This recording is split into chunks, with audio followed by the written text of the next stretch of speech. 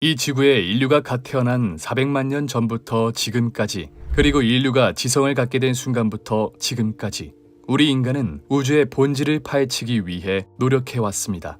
왜 신은 우리를 만들었나? 신은 왜 이 세상을 창조했나? 도대체 신은 누구인가? 그렇게 수백만 년에 걸쳐 인간은 이 세상을 이해하기 위한 나름대로의 해석본을 만들어내었지만 그저 세상이 이런 방식으로 흘러갔으면 좋겠다, 이렇게 흐를 것이다 라는 소설에 불과했죠. 그런데 불과 100년 전인 20세기 초 드디어 이 우주를 보다 합리적이고 과학적인 방식으로 이해해보려는 시도가 시작됩니다. 바로 인류 역사상 최고의 천재 알버트 아인슈타인에 의해서였죠. 그는 분명 이 세상이 전지전능한 신이 아닌 자연에 존재하는 수많은 무언가의 조화에 의해 이루어졌다고 믿었습니다. 정말로 만약 신이라는 게 존재한다면 누군가를 올바른 길로 인도해주고 구원해주는 인간적인 면모를 가지고 있는 존재가 아니라 이 세상 만물의 것들을 조화롭게 하는 것이 바로 신의 정체라고 생각하였죠. 그렇게 그는 자신의 생각을 증명하기 위해, 그리고 이 우주를 보다 합리적인 방식으로 기술하기 위해 나름대로의 도구를 하나 만들어내고야 맙니다. 그것이 바로 1905년부터 1915년까지 10년에 걸쳐 발표한 과학 역사상 가장 위대한 학문, 상대성 이론이었죠. 상대성 이론이 인간에게 가져다준 충격은 상상을 초월하였습니다. 그동안 그저 당연하다고 혹은 신의 뜻이라고 믿어왔던 천체와 만물의 움직임을 보다 과학적으로 기술할 수 있었고, 그 결과 인류가 수백만 년 동안 풀어내지 못한 숙제인 이 우주의 시작을 어느 정도 가늠할 수 있었죠. 그것이 바로 빅뱅 이론이었습니다. 하지만 아시다시피 빅뱅 이론은 탄생의 순간부터 인정받기까지 정말 그 어떠한 이론보다도 맹비난을 받으며 무시당하고 공격받아 왔는데요. 물론 지금이야 빅뱅 이론을 뒷받침할 확실한 증거들이 속속들이 발견되며 빅뱅 이론이 이 우주의 시작을 이야기하고 있다는 데에는 이견이 없는 상황이지만, 그럼에도 불구하고 아직까지 빅뱅 이론이 완벽하게 설명하지 못하는 부분도 많은 실정이죠. 그에 따라 몇몇 과학자들은 우리가 진실이라고 믿고 있는 빅뱅 이론 역시 사실은 우리들이 잘못 생각하고 있는 하나의 소설에 불과하며, 천동설부터 지동설, 정적 우주론, 그리고 정상 우주론까지 그저 이 우주를 설명하기 위한 궁극적인 이론을 찾기 위한 하나의 과정이라고 이야기하고 있습니다. 실제 얼마 전에는 우리가 굳게 믿어왔던 빅뱅 이론으로는 도저히 설명할 수 없는 기이한 현상이 관측되며 빅뱅 이론의 존립에 대한 이야기가 계속되고 있는 상황인데요. 20세기 초 미스테리 투성이인 우주를 보다 과학적인 방법을 접근하길 원했던 과학자 알버트 아인슈타인. 그는 그저 자연의 현상을 신의 뜻 혹은 과학자들의 마음대로 설명하는 행위를 마음에 들어하지 않았는데요. 과연 문제가 무엇일까 찾던 그는 이 우주를 설명할 마땅할 도구가 없다는 것을 깨닫게 됩니다. 가령 길이를 재려면 줄자가 필요하고 무게를 재려면 저울이 필요하듯 이 우주를 이해하기 위해선 이 우주를 설명할 무언가의 도구가 필요했던 것이었죠. 그래서 그는 우주와 지구, 그 어디에서나 보편적으로 작용하는 힘이 과연 무엇일까를 생각하게 됩니다. 그리고 그 힘은 행성과 항성처럼 거대한 규모뿐만 아니라 사람과 사람, 사람과 사물 사이에도 적용되는 힘이어야 했죠. 그런데 마침 아인슈타인보다 수세기 앞서 이를 정립해 놓은 사람이 있었습니다. 바로 근대 물리학의 아버지 아이작 뉴턴이었죠. 아이작 뉴턴은 나무에서 떨어지는 사과를 보고 만유인력을 떠올렸습니다. 보통의 사람들이라면 나무에서 사과가 떨어지는 현상 자체에 별다른 의문을 가지지도 않았겠지만, 그는 자연적인 현상으로 나무에서 떨어지는 사과를 보고 그곳에서 이유를 찾으려 하였죠. 그런데 여기서 무엇보다 놀라웠던 건 이 현상을 보고 사과와 지구가 서로를 끌어당겼다고 생각한 것이었습니다. 그렇게 그는 이 생각을 발전시켜 질량이 있는 물체는 거리의 제곱에 반비례하고 질량에 비례하는 힘으로 끌어당긴다는 만유인력 공식을 만들어내게 되는데요. 이것이 바로 인류가 최초로 자연적으로 존재하는 힘에 대한 탐구였다고 볼 수 있었죠. 그리고 다시 돌아와 아인슈타인은 여기서 힌트를 얻어 이 중력을 조금 더 보편적으로 다뤄보기로 합니다. 뉴턴의 만유인력 공식은 정말 혁신적이었습니다. 그동안 표현할 수 없었던 물체의 움직임을 보다 수학적으로 정밀하게 측정할 수 있었으며, 이때부터 우리 인간은 비로소 예측이라는 것을 할 수 있게 되었죠. 하지만 그의 공식에서는 치명적인 문제점이 하나 있었으니 그가 설명하는 만유인력에는 꼭 두 개의 물체가 존재해야 한다는 점이었습니다.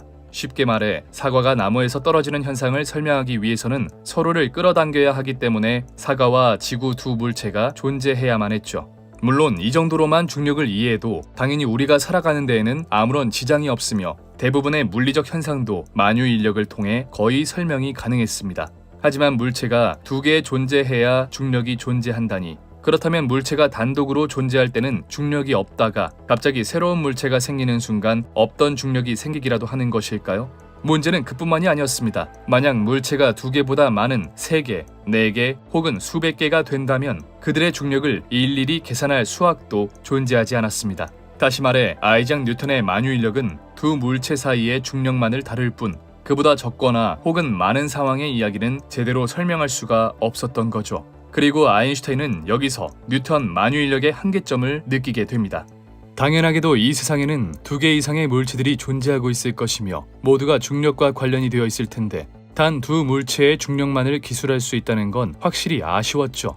여기서 아인슈타인은 차원이 다른 생각을 하게 됩니다. 정말 생각만 차원이 다르게 아니라 아예 기존에는 존재하지 않았던 새로운 차원인 시공간 차원을 만들어내었죠. 당시까지 시간은 매우 절대적인 존재였습니다. 시간은 항상 뒤에서 앞으로만 흐르며 앞에서 뒤로 흘러 거꾸로 가는 것은 절대로 볼 수가 없었죠. 또 흘러가는 시간을 붙잡을 수도 없었습니다. 이는 공간 역시 마찬가지였는데 보통 공간이라고 하면 집의 크기, 땅의 크기, 물체가 차지하는 영역 정도이기 때문에 이것이 바뀐다는 것은 도무지 상상할 수가 없는 부분이었죠. 그런데 아인슈타인은 시간과 공간 역시 상대적이라고 이야기합니다. 쉽게 말해 우리가 무조건 절대적이라고 믿었던, 아니 변할 수 없다고 생각했던 시간과 공간이 특정 요인에 의해 늘어날 수도 줄어들 수도 있으며 커졌다가 작아졌다가 할 수도 있다는 것이었습니다. 그렇다면 과연 그 특정 요인이 무엇일까? 그것이 바로 중력이었죠. 그리고 여기서 무엇보다도 더 놀라운 건 그 중력을 발생시키는 주체가 바로 모든 질량을 가지고 있는 존재라는 것이었습니다. 다시 말해 우리 사람이든 지구든 하다못해 바닥에 기어다니는 개미든 질량을 가지고 있기만 한다면 중력을 만들 수 있다는 것이었죠. 크게 보면 지구에 있는 모든 물체들은 지구의 강한 중력에 의해 바닥에 고정되어 있는 것처럼 보이지만 실은 수많은 물체들끼리도 중력이 작용하고 있으며 이들 각각이 시공간을 왜곡하고 있는 중이었죠. 그런데 여기서 아인슈타인은 크게 당황하기 시작합니다. 자신의 일반 상대성 이론에 의해 아무리 멀리 떨어져 있는 천체라도 우주에 존재하는 천체라면 서로가 서로에게 영향을 준다는 것을 알게 되었습니다. 지금으로부터 수십억 광년 떨어져 있는 행성에도 아주 미약하지만 서로 끌어당기는 중력이 없는 것은 아니죠. 이는 다시 말해 질량을 가지고 있는 물체들끼리는 서로를 끌어당길 수밖에 없다는 것이고 그 중력이 작용하는 범위는 무한대라는 것이었습니다. 지구와 가까이에 있는 행성 화성과 지구도 당연히 서로를 끌어당길 것이고 순서대로 목성, 토성도 끌어당길 것이며 지구로부터 4.2광년 정도 떨어져 있는 프록시마 센타우리 별도 끌어당기고 있을 겁니다. 그리고 결국 수조년 정도가 흐른다면 이 중력에 의해 모든 천체들은 서로 거리가 가까워져 한 점으로 모이게 되겠죠. 그런데 여기서 아주 커다란 문제가 하나 생깁니다. 아인슈타인의 이론에 따르면 질량이 커지면 커질수록 그 질량이 행사하는 중력 역시 커지게 됩니다. 사람이 일으키는 중력과 지구 단위의 행성이 일으키는 중력은 비교할 수도 없겠죠. 그런데 이런 지구 같은 행성들이 아주 작은 공간에 수도 없이 모인다면 어떻게 될까요? 작은 공간 내에 어마어마한 중력이 작용하는 공간, 즉 다시 말해 블랙홀이 형성되게 되는 것이죠. 다시 말해 시간이 흐름에 따라 천체들의 거리가 조금씩 가까워지게 된다면 블랙홀이 형성될 확률이 높아지고 그러한 와중에도 천체들끼리는 더욱 가까워지기 때문에 이 우주는 블랙홀에 모든 것이 빨려 들어가며 종말을 맞이하고 말 겁니다. 그리고 지금 이 순간도 종말을 향해 아주 느리지만 위험한 릴레이를 하고 있는 것이죠. 하지만 아인슈타인은 이를 선뜻 받아들일 수 없었습니다. 분명 자신의 이론에 따르면 천체들끼리는 가까워져야 하는 것이 맞지만 그렇다고 해서 이 우주가 블랙홀 천지라는 종말을 맞는다는 것은 인정할 수 없었죠.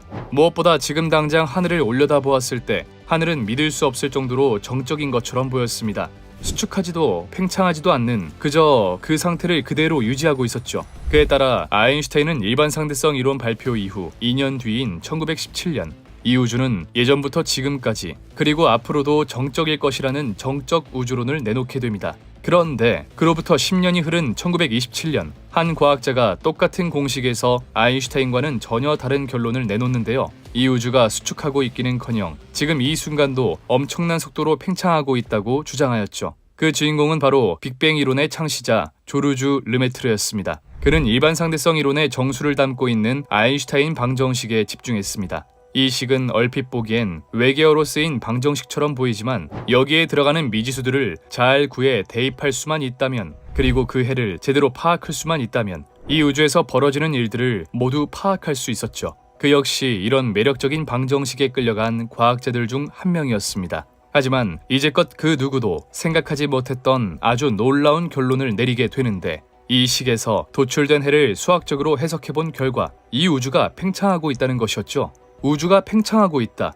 지금 사람들에게는 너무나도 당연한 사실이지만 당시 사람들에게는 너무나도 받아들이기 어려운 사실이었습니다. 왜냐하면 이때까지는 1917년 아인슈타인이 발표한 정적 우주론이 대세를 이루고 있었기 때문이죠. 그런데 우주가 팽창하고 있다니 당연히 받아들이기 힘들었을 겁니다. 그렇게 아인슈타인은 처음엔 그의 의견을 무시해버립니다. 중력에 의해 우주가 수축한다고 주장한 것도 아니고 아예 팽창을 해버린다니 도저히 이해할 수 없었던 거죠. 그런데 르메트르의 발견 이후 우주에 있는 천체들을 관측 중이던 과학자 허블이 아주 놀라운 것을 관찰하게 됩니다. 실제로 우주가 팽창하고 있었던 것이죠.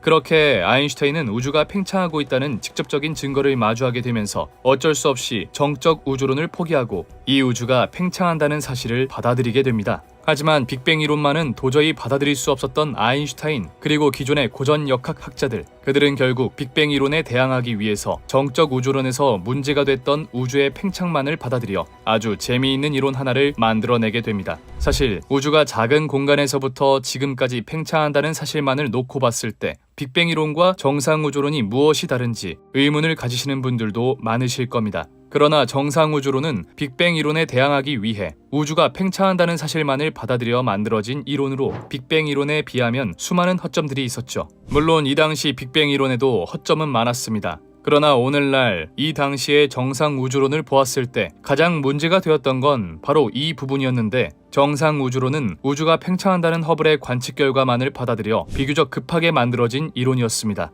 그러다 보니 정상 우주론으로 설명이 잘 되지 않는 부분이 있었는데, 만약 우주가 팽창한다면 그 팽창한 공간을 채우는 천체 혹은 물질들은 어디서 오냐는 것이었죠. 빅뱅 이론은 이를 이렇게 설명합니다. 태초에 이 세상 모든 것들을 담고 있는 고밀도의 에너지가 존재하고 있었고, 그것이 원인 모를 폭발 혹은 확장으로 인해 이곳 저곳으로 퍼지면서 현재의 우주를 만들었다고 말이죠. 반면 정상 우주론은 이를 다르게 해석합니다. 그 역시 우주가 팽창하는 이유에 대해서는 명확한 답변을 내리지 못했지만 우주가 팽창함과 동시에 그 공간을 채우기 위한 물질들이 어디선가 나타난다고 주장하였죠. 쉽게 말해 갑자기 공간이 커지더니 그 공간에 물질도 나타났단 겁니다. 이 주장은 얼핏 듣기에도 이상하고 과학적으로 따져봐도 에너지 보존 법칙을 위배하기 때문에 절대로 성립될 수 없는 이론이었죠. 물론 그들도 정상 우주론이 이러한 허점을 가지고 있다는 것을 알고 있었습니다. 그럼에도 불구하고 이러한 터무니없어 보이는 정상 우주론을 증명한 것은 그만큼 빅뱅 이론이 받아들이기 힘든 당시의 상식을 저버리는 이론이었다는 것이었죠. 그러나 머지않아 우주가 한순간 엄청난 폭발로 인해 만들어졌다는 증거인 우주 배경 복사가 발견되며 빅뱅 이론에 힘이 실리기 시작했고, 계속해서 빅뱅 이론이 예측한 수소와 헬륨의 비가 현재와 거의 일치한다는 점 등으로 오늘날 이 우주를 이야기하는 데 가장 설득력 있는 소설은 빅뱅 이론이 되었죠. 그런데 사실 앞서 말했듯 빅뱅 이론도 초기에는 많은 허점들이 존재하고 있었습니다. 다행히 대부분의 허점들은 아인슈타인의 공격을 막아내기 위해 보완되며 오늘날의 위치에 이르렀지만, 얼마 전 다시 한번 빅뱅 이론을 크게 흔들어 놓을 만한 말도 안 되는 관측이 발견되고 맙니다.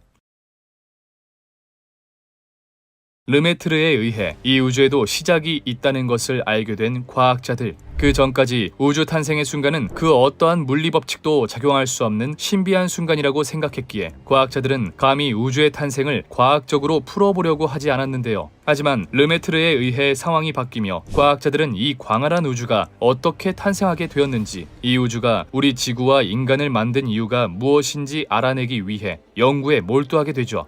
그렇게 조금 더 과거의 모습을 보기 위해 인류의 과학기술을 집약해 쏘아올린 제임스 웹 우주망원경은 그동안 날씨나 우주 먼지, 대기 등 여러가지 환경적 요건으로 지구에서는 관측할 수 없었던 수많은 천체 현상들을 찍어내며 우리에게 새로운 정보들을 가져다 주었고, 우리가 지금까지 해온 연구가 맞다는 확신을 가져다 주기도 하였습니다. 그런데 얼마 전 우리가 확신을 가지고 있던 것이 틀렸을 수도 있다는 아주 놀라운 사진 한 장이 포착되었는데요. 세간의 충격을 안겨준 제임스 웹 우주망원경의 사진은 너무나도 충격적이었던 나머지 국제학술지 네이처에 논문으로 실리게 됩니다. 그에 따르면 최근 그들은 제임스 웹 우주망원경을 통해 지구로부터 아주 멀리 떨어져 있는 은하 6개를 새롭게 포착했다고 하는데요. 이 은하들은 지구와 너무나도 멀리 떨어져 있던 나머지 그동안은 관측할 수 없었는데 얼마나 멀리 떨어져 있는지 확인할 수 있는 지표인 적색 편의값을 통해 은하의 정체를 밝혀본 결과 무려 이 은하들은 약 131억 년에서 133억 년 전에 탄생했을 것으로 보이고 있죠.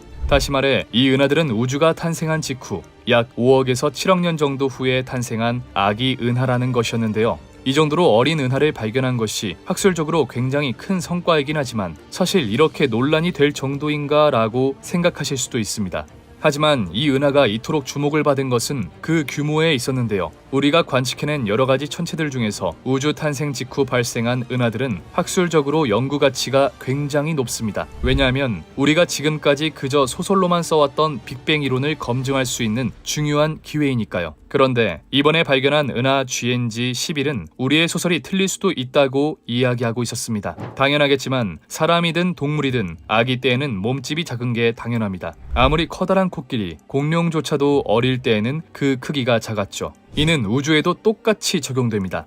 우주 탄생 초기 분명 수많은 먼지와 자원들이 흩뿌려져 있었을 테지만 이들이 뭉쳐 커다란 천체를 이루기까지에는 수억 년에 달하는 긴 시간이 필요했습니다. 그런데 이 GNG-11은 상식을 벗어나는 수준으로 규모가 상당했습니다. 보통 천문학에서 천체의 무게를 잴 때에는 얼마나 밝게 빛나는지를 이용해 그 무게를 구하는데요. 천체의 크기가 크면 클수록 내부의 압력과 온도는 올라가기 때문에 더욱 많은 핵융합 반응을 일으킬 수 있게 되고 그에 따라 작은 규모보다는 큰 규모에서 훨씬 강하고 훨씬 밝은 빛을 내게 되죠. 그렇게 학자들은 이 방법을 이용해 GNG-11의 규모를 측정해 보았습니다. 그 크기는 무려 태양 질량의 100억 배, 심지어 1000억 배에 달하는 천체도 존재하고 있었죠. 사실 이 넓은 우주에 태양보다 큰 질량을 가진 별들은 차고 넘쳤지만 이 사실이 놀라웠던 이유는 우주 탄생 직후 이 정도로 큰 질량을 가진 별이 만들어질 수는 없었기 때문인데요. 사실 빅뱅 이론을 바탕으로 수도 없이 시뮬레이션을 돌려보아도 이 정도로 큰 별은 절대로 만들어질 수 없었죠. 결국 이는 우리가 약 138억 년이라고 생각하는 우주의 역사가 틀린 것일 수도 있으며 이 우주가 빅뱅으로 인해 탄생한 것이 아니라 빅뱅 이전에도 우주가 존재했다는 이야기가 될 수도 있었습니다. 그렇게 100년에 걸쳐 쌓아온 빅뱅 이론이 무너질 위기에 처하자 말 그대로 패닉에 빠진 과학자들. 그런데 한 과학자가 이 관측에서 치명적인 오류를 하나 발견합니다. 앞서 말했듯 우리는 천체의 질량을 구할 때 그 천체가 발광하는 빛의 양을 사용합니다. 빛이 밝고 강하면 큰 질량을 가졌고 빛이 어둡고 약하면 작은 질량을 가진 것이죠. 이 방법은 지금까지 꽤나 정확하게 그리고 적절하게 맞아 들어갔습니다. 그런데 이번에 발견한 은하들은 지구로부터 무려 133억 광년 이상 떨어져 있습니다. 굉장히 멀리 떨어져 있다는 말이죠. 때문에 이들에게 우리가 지금까지 쌓아온 데이터를 대입하기에는 문제가 있었습니다. 왜냐하면 지금 우리가 가지고 있는 데이터는 우주가 어느 정도 성장하고 나서부터의 데이터, 즉 최신 데이터인데 이것을 아주 옛날인 과거에 그대로 대입해도 되냐는 것이었죠. 분명 빅뱅 초기의 우주와 현재 우주의 구성은 천차만별일 겁니다. 수소가 더 많았을 수도 있고 어떤 원소는 아예 존재하지도 않았을 테죠. 그에 따라 예를 들어 지금은 한 은하에 어두운 별 100개, 밝은 별 10개라는 규칙이 있다고 한다면 과거에는 어두운 별 1000개, 밝은 별 1개일지 어두운 별 0개, 밝은 별 100개일지는 모른다는 겁니다.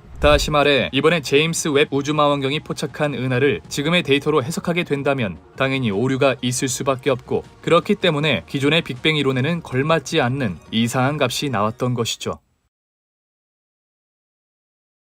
그런데 빅뱅이 위기를 맞은 건 이번뿐만이 아니었습니다. 보통 우주에 존재하는 천체들은 그 규모에 따라 굉장히 규칙적인 변화를 유지하고 있습니다. 태양을 예로 들자면 이제 막 태어난 태양은 내부에 존재하는 수소를 태워 자신의 모습을 유지합니다. 그리고 그 수소를 다 태우고 나면 일련의 과정을 거쳐 잠시 크기가 커진 적색 거성, 마지막으로는 차갑게 식어버린 백색 외성의 상태가 되죠. 만약 태양보다 큰 질량을 가지고 있다면 태양과 비슷한 과정을 겪다가 블랙홀이 될 겁니다. 그리고 여기서 다시 한번 빅뱅을 위협한 존재는 바로 극저질량을 가지고 있는 백색 외성이었죠. 사실 천체에 있어 질량이란 자신의 수명을 결정하는 매우 중요한 요소였습니다. 보통 질량이 크면 오랜 기간 생활할 수 있을 것 같지만 항성의 경우 질량이 크면 클수록 사용하는 자원의 양 자체도 늘어나기 때문에 수명이 기하급수적으로 줄어들게 되죠. 그래서 태양이 약 170억 년 정도의 수명을 가지고 있을 것을 예상하는 반면 태양 질량의 3배쯤 되는 별은 고작 6억 4천만 년,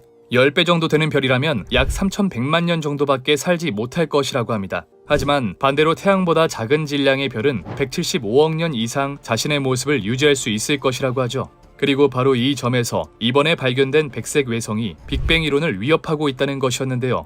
이번에 발견된 극저질량 백색 외성들은 대부분 태양 질량의 약 0.14배에서 0.184배 정도, 즉 태양의 20%에 미치지 않는 질량을 가지고 있었습니다. 그런데 이들을 방금과 같은 방식으로 수명을 측정해보면 그 나이가 무려 1550억 년, 많게는 5500억 년이라는 것이었죠. 분명 우리가 알고 있는 우주의 나이는 138억 년인데도 말이죠. 그렇다면 과연 기어이 우리 빅뱅 이론은 틀린 것일까요? 다행히 과학자들은 이에 대해서도 해답을 내놓았습니다. 그 단서는 바로 이 극저질량 백색 외성이 자신과 비슷한 질량을 가진 항성과 공전하는 천체라는 건데요. 쉽게 말해 지금 현저히 낮은 질량을 가지고 있는 극저질량 백색 외성은 아직까지는 우리가 관측하지 못하는 주변의 별에 의해 질량을 빼앗기고 있다는 것이었습니다. 이를테면 우리 지구가 블랙홀과 함께 공전하고 있는데 블랙홀이 우리 지구의 질량을 야금야금 뺏어먹고 있는 것이죠. 그렇게 빅뱅은 간신히 다시 한번 자신의 존재를 지켜내게 됩니다. 이렇게 우리는 우주의 거대한 소설인 빅뱅 이론을 지켜내기 위해 그동안 상상하지도 못했던 수많은 방법들을 떠올리며 우주의 비밀을 파헤쳐내고 있었습니다. 그런데 사실 우리가 밝혀낸 우주의 비밀은 이뿐만이 아니었는데요. 인류가 지성을 갖기 시작한 순간부터 지금에 이르기까지 우리는 오직 하나의 목표만을 향해 달려왔습니다. 우리를 탄생시킨 우주는 어떻게 탄생하였는가?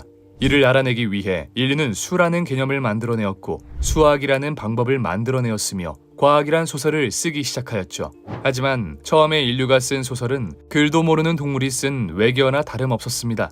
그들이 쓴 소설은 우주의 비밀에 접근하기 위해서라기보다는 그저 이랬으면 좋겠다 하는 망상에 가까운 이야기였죠.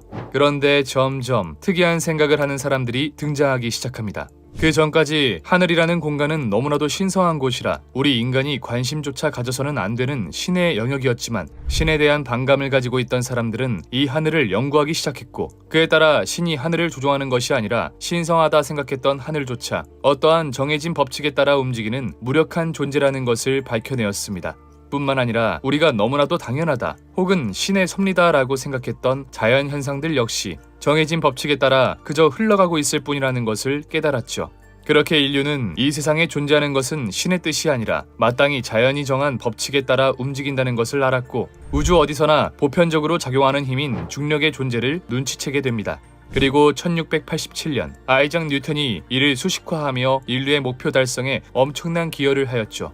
이를 바탕으로 수세기 동안 정체되었던 인류의 과학기술은 엄청난 폭을 성장하였으며 인간은 산업화라는 눈에 띄는 발전을 이룩할 수 있었습니다.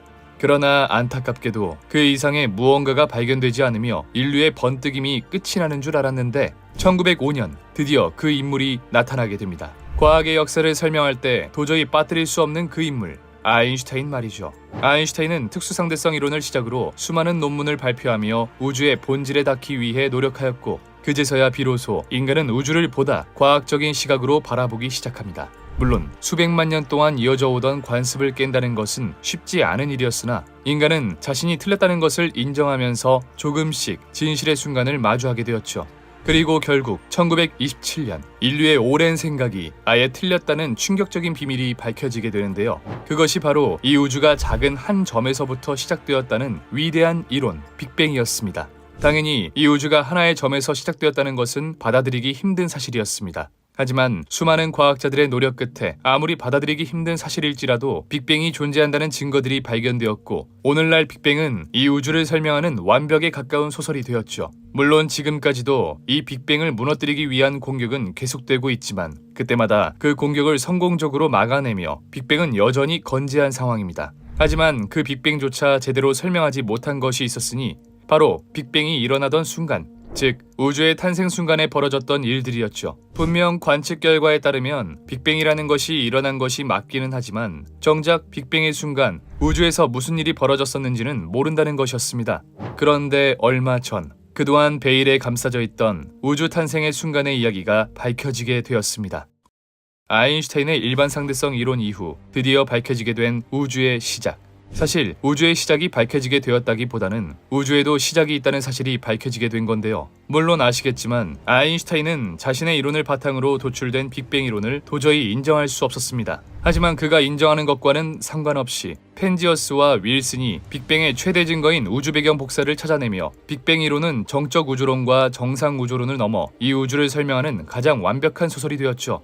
그런데 과연 그 우주 배경 복사라는 것이 무엇일까요? 그것이 무엇이길래 아인슈타인이 마침내 패배를 인정할 수밖에 없었던 것일까요? 그 이야기는 무려 지금으로부터 138억 년이라는 아주 긴 세월을 거슬러 올라가야만 합니다. 이 시기 우주라는 공간은 그 어떤 곳에도 존재하지 않았습니다. 조금 더 정확하게 이야기하자면 공간이라는 개념 자체가 없었죠. 단지 아주 뜨겁고 매우 높은 밀도를 가진 점 하나만이 있을 뿐이었습니다. 그런데 이 점이 알 수 없는 이유로 대폭발을 일으키기 시작하더니 미친 듯한 속도로 급팽창하기 시작합니다. 그리고 우리는 그 시기를 바로 인플레이션 혹은 급팽창 시기라고 부르죠. 이 시기를 급팽창 시기라고 부르는 이유는 말 그대로 정말 짧은 시간 안에 엄청난 팽창을 했기 때문인데 이 급팽창이 일어난 시간은 무려 단 10의 마이너스 32제곱초. 우리가 흔히 쓰는 찰나라는 단어가 뜻하는 시간이 10의 마이너스 18제곱초인 것을 생각해보면 정말 짧은 시간이라는 것을 알 수 있었죠. 하지만 이때 팽창한 우주의 부피는 상상을 초월했는데 이 시기 팽창한 우주의 부피는 무려 10의 78곱제곱배. 정말 짧은 시간에 일어난 어마어마한 크기의 폭발이었죠.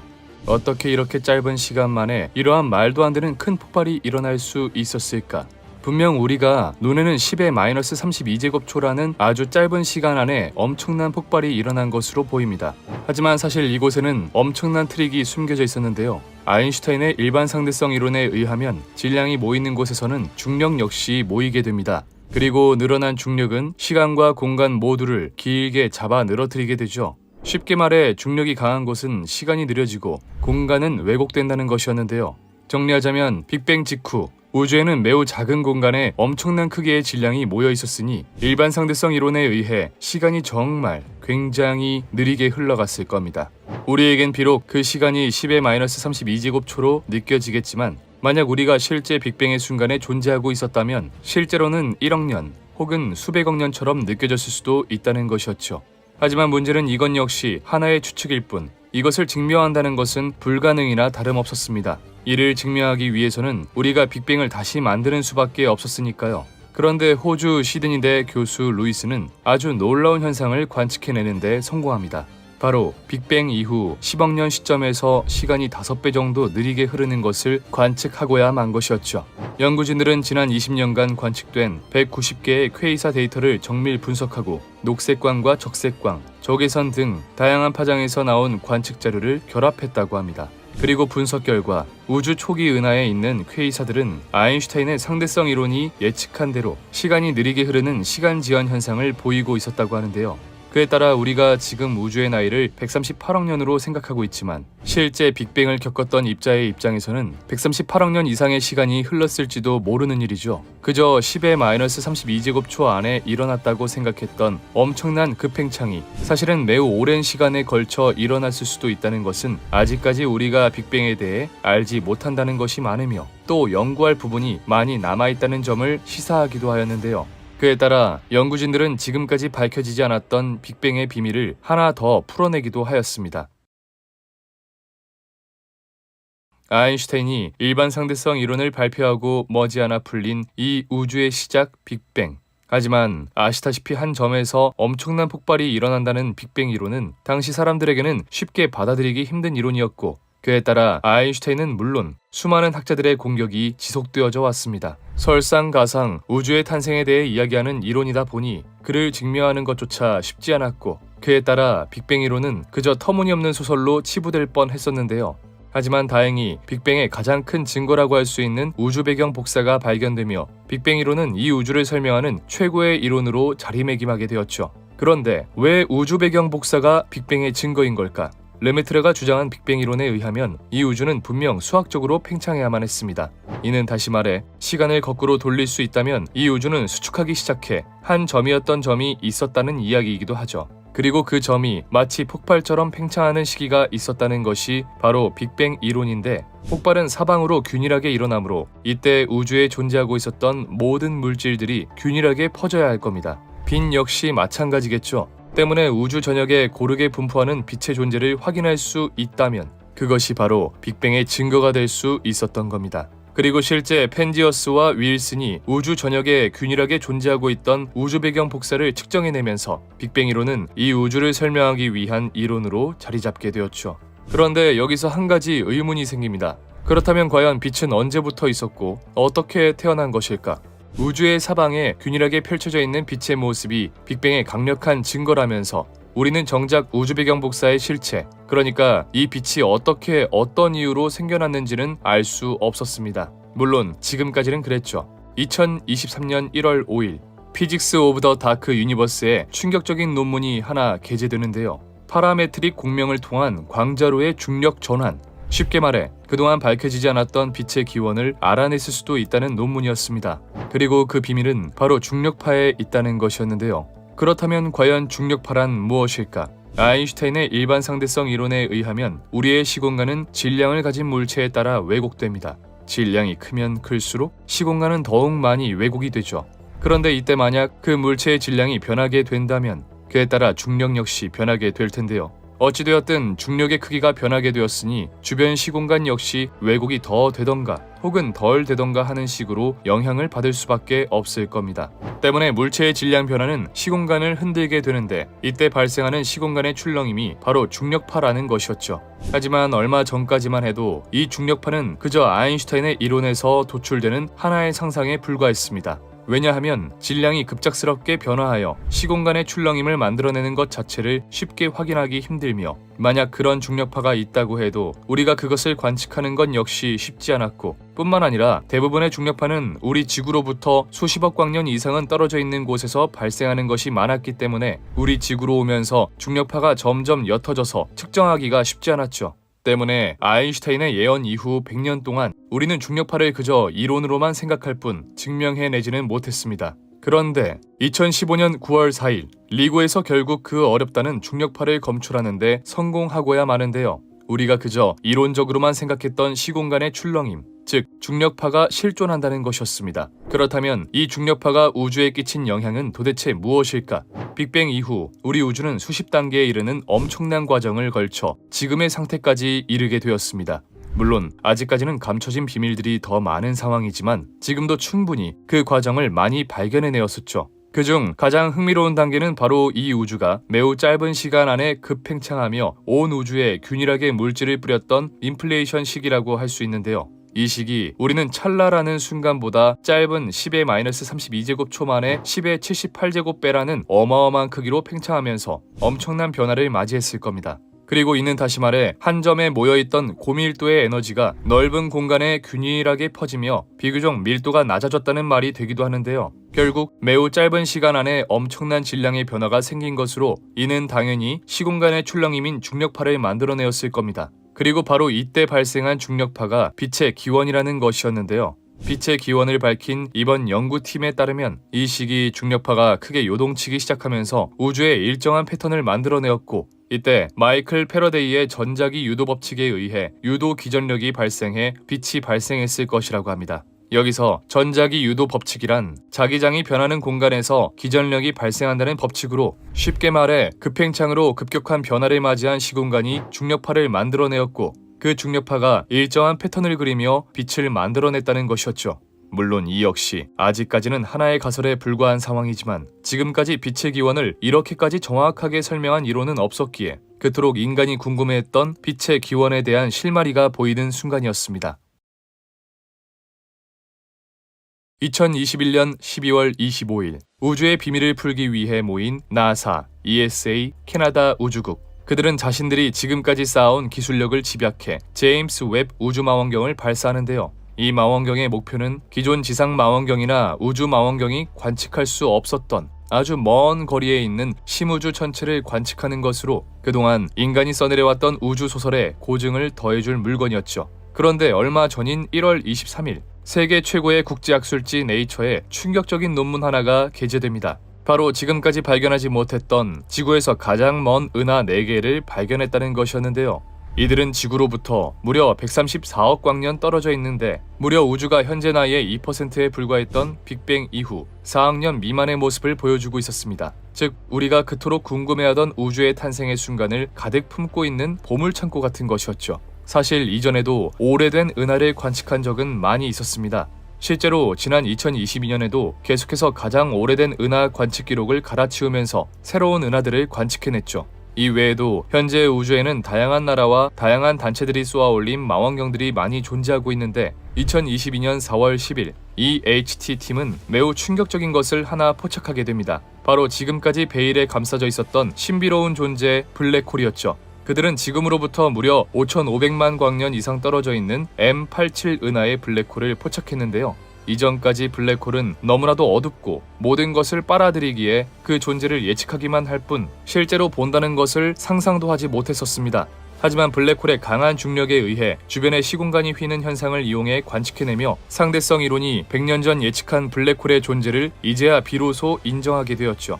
그런데 문제는 이 블랙홀이 우리가 생각한 것보다 너무나도 무거웠다는 겁니다. 이대로라면 대략 45억 태양질량쯤 되어야 하는데 실제로 관측해보니 무려 65억 태양질량이었던 것이죠. 단순히 오차라고 하기에는 너무나도 큰 편차에 과학자들은 그야말로 혼란에 빠지고 맙니다. 그런데 머지않아 2022년 4월 8일 이런 오차에 대한 충격적인 논문이 하나 발표되는데요. 그에 따르면 블랙홀이 무려 암흑물질을 잡아먹으며 성장했다는 것이었습니다. 언제나 그렇듯 이번 논문 역시 기존의 상식을 깨버리는 탓에 굉장히 큰 논란이 되었는데 보통 우리에게 알려진 블랙홀의 성장 조건은 두 가지 정도로 정리할 수 있습니다. 블랙홀 주위에 존재하는 기체, 성간진, 그리고 우주 전체에 존재하는 우주 배경 복사를 흡수하거나 혹은 블랙홀이 다른 항성, 다른 블랙홀과 융합할 경우 정도가 있었죠. 하지만 아무리 주위의 물질을 많이 흡수하였다고 하더라도 태양 질량의 20억 배를 빨아들이는 것은 불가능했고 다른 블랙홀과 충돌했다고 주장하기에는 주위에 다른 블랙홀이 존재하지 않았습니다. 때문에 M87 블랙홀이 예상치보다 20억 태양 질량만큼 무겁다는 건 암흑물질의 섭취 이외에는 설명할 수 있는 방법이 없었는데요. 게다가 문제는 그뿐만이 아니었습니다. 보통 대부분의 은하는 중심부로 갈수록 중력이 더 집중되기 때문에 암흑물질 역시 많이 분포하는 편입니다. 그런데 M87 은하는 암흑물질의 양이 이상하리만치 적었고 그 부족한 양은 딱 20억 태양질량이었죠. 과연 이게 우연이었을까요? 우연이라고 하기에는 너무나도 잘 들어맞는 수치에 이는 블랙홀이 암흑물질을 잡아먹었다고 밖에는 설명이 되지 않는 상황인데요. 그렇다면 그냥 블랙홀은 암흑물질도 먹나보다 하고 넘어가면 되지 무엇이 문제인 걸까요? 그 이유는 암흑물질이 가지고 있는 특성에 있었습니다. 암흑물질은 보통 그 어떠한 것과도 상호작용하지 않기 때문에 아직까지도 발견하지 못하는 미스테리한 물질인데요. 그런데 이 암흑물질이 블랙홀 속으로 빨려 들어갔다니 굉장히 놀라울 수밖에 없는 이야기죠.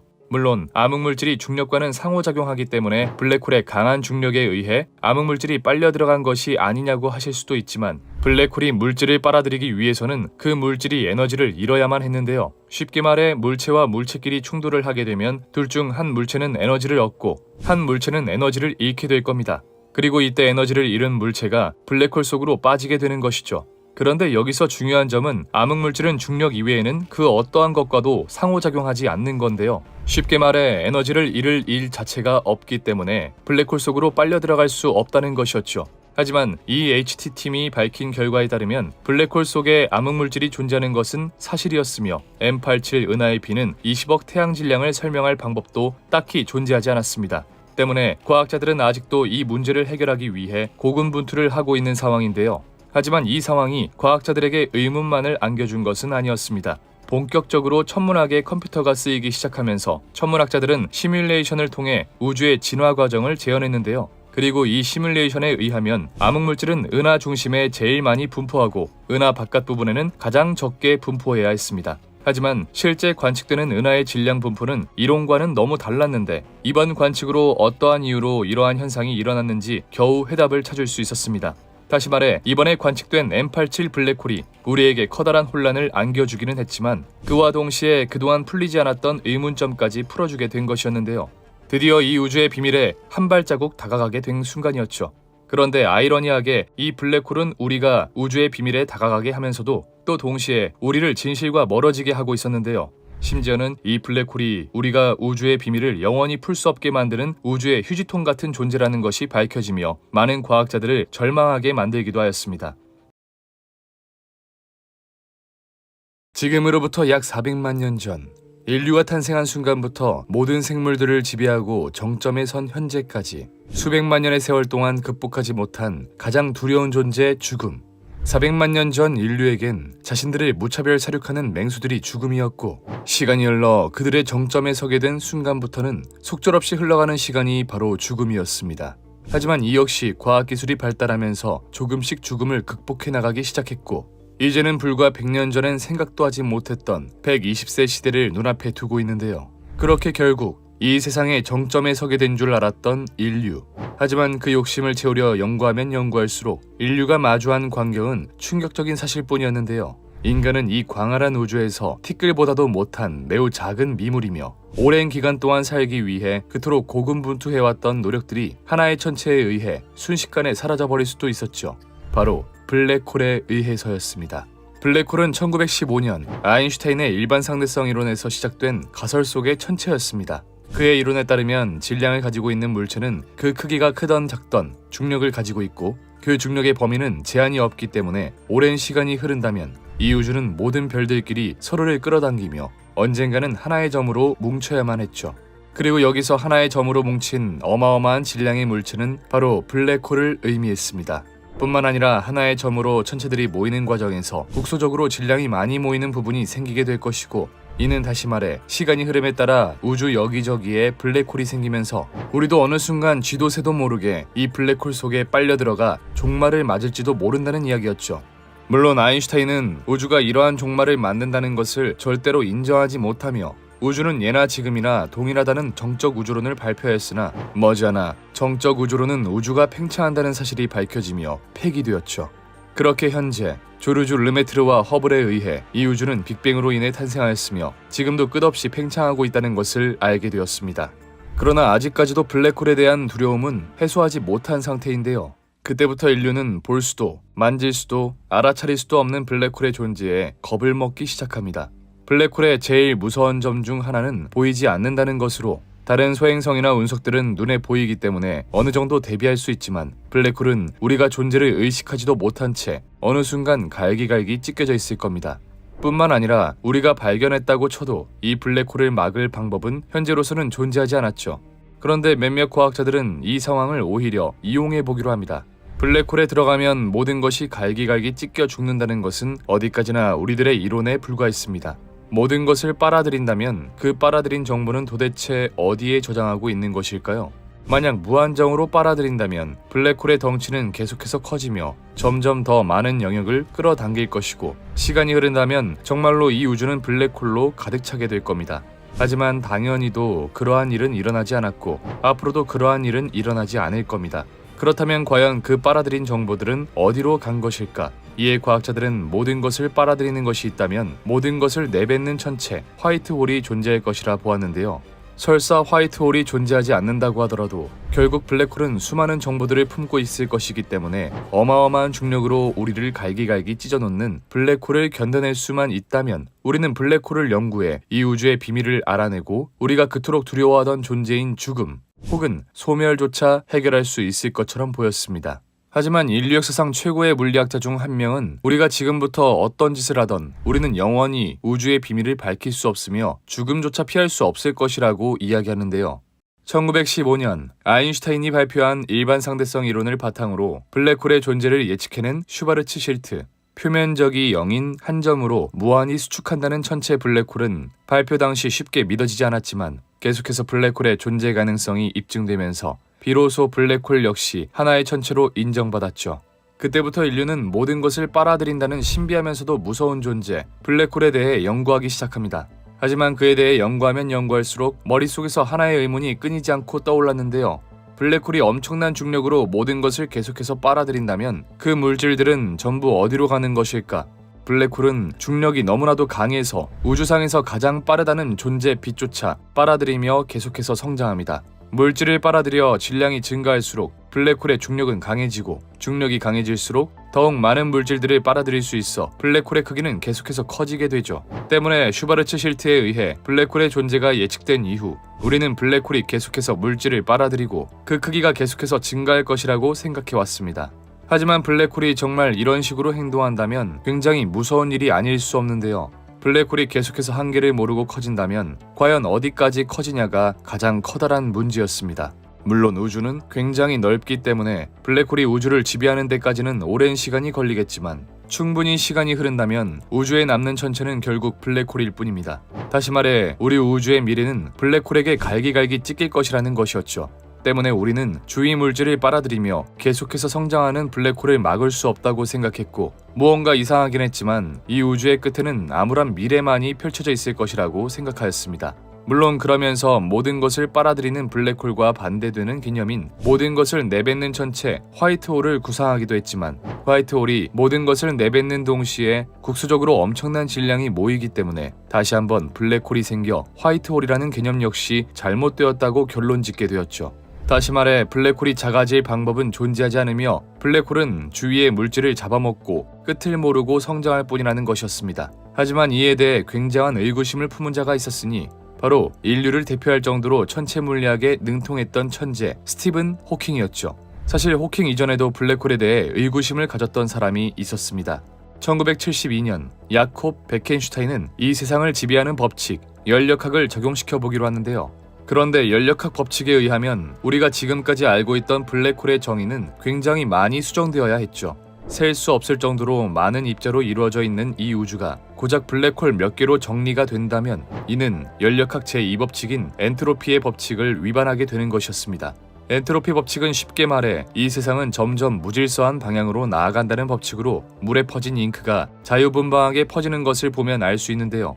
반대로 엔트로피가 낮아진다는 것은 이미 엎질러진 물을 다시 주워 담고 물에 퍼진 잉크를 다시 돌리는 행위에 해당합니다. 다시 말해 절대 엔트로피는 낮아질 수 없다는 것이죠. 만약 블랙홀의 엔트로피가 0이라면 주변의 엔트로피가 0이 아닌 무언가를 블랙홀 안에 넣었을 때 전체 엔트로피는 감소하게 될 겁니다. 하지만 이 세상에 그런 일은 벌어질 수 없으니 블랙홀은 엔트로피가 0이 아니게 되는 것이죠. 때문에 블랙홀의 온도는 절대 온도 0도가 아니며 이는 온도에 따라 빛이 나오는 현상인 흑체 복사가 일어나야만 했습니다. 이는 다시 말해 모든 것을 빨아들이기만 하고 당연하게도 내뱉는 것은 없다 생각했던 블랙홀이 사실은 우리도 모르게 계속해서 복사열을 내뱉고 있었다는 것이죠. 나아가 호킹은 더욱 충격적인 이야기를 합니다. 베켄슈타인의 제안으로부터 2년 후 호킹 박사는 호킹 복사라는 것을 제시하며 흑체 복사가 충분히 가능하다고 말합니다. 그렇다면 호킹 복사가 이야기하는 블랙홀이 내뱉는 물질은 과연 무엇일까?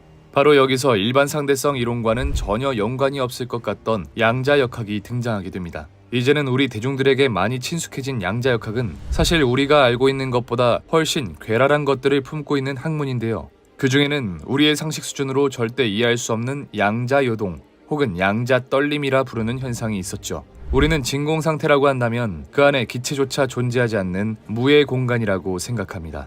보통 공기를 빼 진공 상태를 만든다고 하니 그렇게 알고 있는 것이 당연하죠. 하지만 양자역학에서는 진공 상태에서 우리도 모르게 수많은 것들이 일어난다고 하는데요. 하이젠베르크의 불확정성의 원리에 따르면 공간에는 전자와 양전자가 수시로 생성되었다가 서로 충돌하며 소멸하기를 반복한다고 합니다.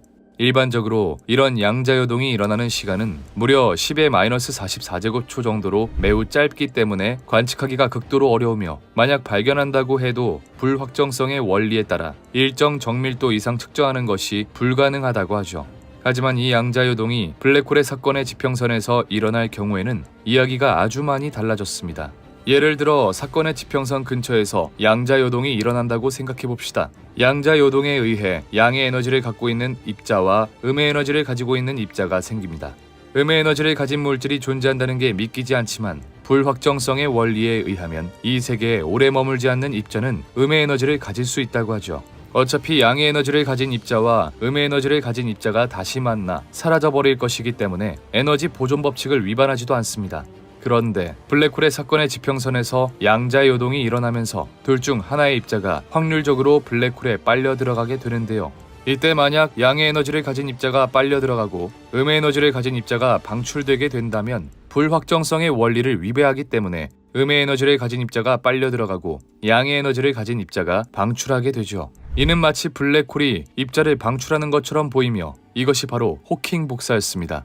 그리고 외부에서 볼 때 이 현상은 블랙홀이 바깥으로 에너지를 방출하는 셈이 되는데 전체 에너지는 항상 보존되어야 한다는 에너지 보존 법칙에 의해 블랙홀이 방출한 입자만큼 블랙홀의 질량은 줄어들게 되죠. 또 아주 미량이긴 하지만 질량이 줄어들었기 때문에 블랙홀의 수명 역시 점차 줄어들게 됩니다. 블랙홀이 무언가를 빨아들이기만 하는 것이 아니라 그와 동시에 입자를 내놓고 있다는 것은 당시 학계에서 굉장히 충격적인 주장이었는데요. 게다가 전혀 연관이 없을 것 같던 미시세계에서 일어나는 일에 일반 상대성 이론의 중력이 작용한다는 것을 밝혀내며 두 학문의 연관성마저 찾아버리고 말았죠. 하지만 이는 더 큰 논쟁을 불러일으키는 서막에 불과했으니 문제의 쟁점은 블랙홀이 사라진다는 것이었습니다. 우리는 무언가가 어떻게 형성되었는지 알기 위해 그것의 과거 흔적들을 조사하고는 합니다. 우리의 조상을 찾기 위해 땅속에 파묻혀 있는 화석들을 조사하고 과거 지구에 무슨 일이 있었는지를 알기 위해 지질을 분석하는 것처럼 말이죠. 때문에 우리는 우주의 비밀을 파헤치기 위해 수십억 년 전 발생한 빛을 통해 우주의 과거를 연구하고 있습니다. 그런데 그 빛은 수십억 년 전 우주에 존재했던 입자들이 만들어낸 별이 낸 빛일 텐데요. 현재 그 별은 다양한 방식으로 최후를 맞이했을 것이고 이 중 몇몇은 블랙홀이 되거나 블랙홀의 먹잇감이 되었을 겁니다. 때문에 블랙홀은 우리가 궁금해하고 찾고 싶은 것들을 머금고 있는 보물창고와 같은 것이고 이것이 바로 우리가 블랙홀 연구에 매진하는 이유이죠. 하지만 호킹 복사 이론의 발표 이후 우리는 초조해졌습니다. 그 전까지 블랙홀은 영원하며 정부를 가지고 있는 입자는 갈기갈기 찢어질지언정 블랙홀 속 안의 정부는 여전히 있을 것이라 생각했습니다. 여기서 말하는 정부는 우리가 생각하는 종이 문서, 책 같은 것이 아니라 이 입자가 몇 도에 얼고 몇 도에 끓는지, 어떤 성질을 가지고 있으며 누구와 궁합이 잘 맞아 결합하는지 등의 입자의 성질 같은 정보였죠. 만약 시간이 흘러 우리가 이 정보를 제대로 해석할 수 있는 날이 오게 된다면 이 입자가 138억 년 전에는 무엇을 했는지, 누가 이 입자를 탄생시켰는지, 다시 말해 빅뱅 초기에는 무슨 일이 벌어졌던 건지 알 수 있으리라 생각했죠. 아무리 블랙홀 속에 빨려 들어가도 입자가 사라지지는 않기 때문에 이런 정보들은 영원히 유지될 것이라 믿었습니다. 하지만 호킹 복사에 의하면 블랙홀은 매우 소량이지만 점점 질량을 잃어가며 죽어가고 있는데요. 그리고 이는 다시 말해 정보를 가지고 있는 입자가 점차 사라지고 있다는 것이었죠.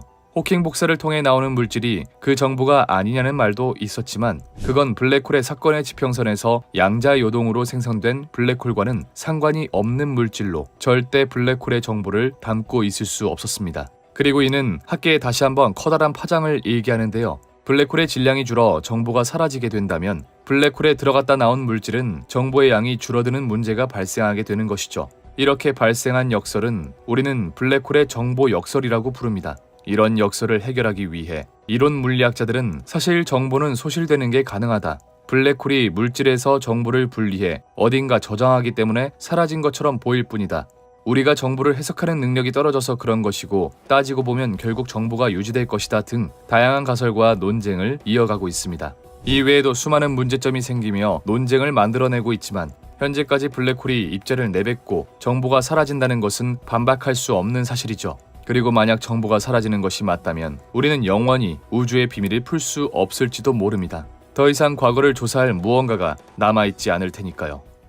1905년 아인슈타인이 발표한 특수상대성 이론을 시작으로 본격적인 우주 연구에 들어갔던 인류. 그 시기 빅뱅 이론, 블랙홀 등 당시 상식으로는 도저히 이해할 수 없는 논문들이 마구 발표되었으나 결국 진실은 승리하였고 우리 인류는 올바른 방향으로 나아갔죠. 그리고 그 결과 만약 우리가 지금까지 잘못 알고 있었던 게 있을지라도 결국에는 어디가 어떻게 잘못되었던 건지 밝혀지며 우주의 본질을 향해 점점 앞으로 나아가고 있는 상황입니다. 물론 아직까지는 우주의 본질과 상당히 거리가 멀긴 합니다. 하지만 충분히 시간이 흐른다면, 충분히 시행착오를 거친다면 우리는 언젠가 우주의 본질에 도달할 수 있지 않을까요? 지금까지 방구석 과학이었습니다.